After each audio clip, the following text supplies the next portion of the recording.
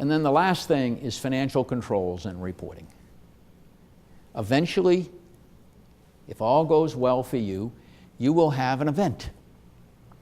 You will have an event, either a bank will lend you a lot of money so you can do something, or a private equity firm will come in and buy a minority or a majority interest in your company, or you'll keep growing and maybe eventually have an IPO, or eventually you may want to sell your entire company. If something good happens in your company and you have success, one of these things is likely going to happen.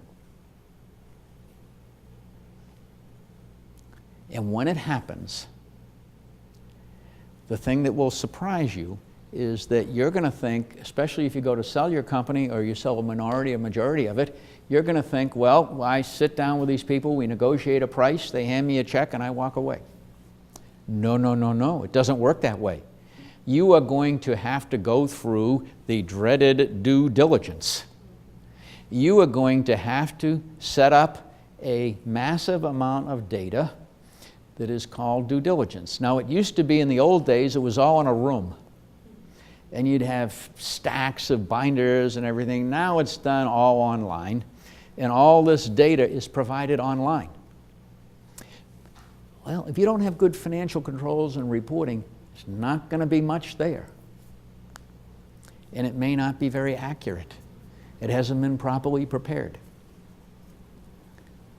And what could happen? Well, we had this experience with comp benefits. We went to buy a company.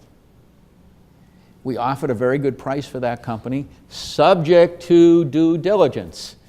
You negotiate a very detailed, definitive agreement, subject to due diligence,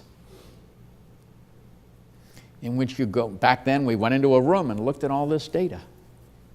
And guess what happened? We went into the room and started looking at the data, and we found the dreaded oops. You don't want the dreaded oops. And what the oops was some of the data that was provided to us was not accurate. It just wasn't consistent. It didn't connect. One set of reports said one thing, another set of reports said another thing. Guess what happened? The deal got renegotiated. That oops cost the owners of that company about $2 million. Was it really worth $2 million?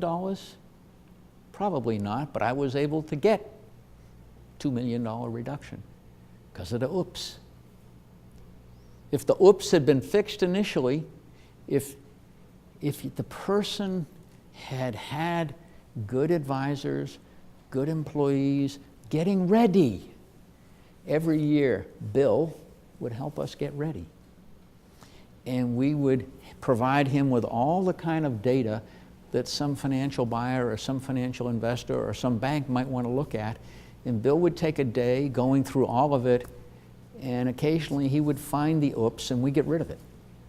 So when we did the transaction in '93, when we went public in '95, when we did the LBO in '99, and when we did the final transaction in 2006, there were no oopses. And every time we got what we thought we were going to get. And that is really, really important because we had good financial controls, we had good reporting, and we had somebody looking at it periodically to make sure that it was what we thought it was.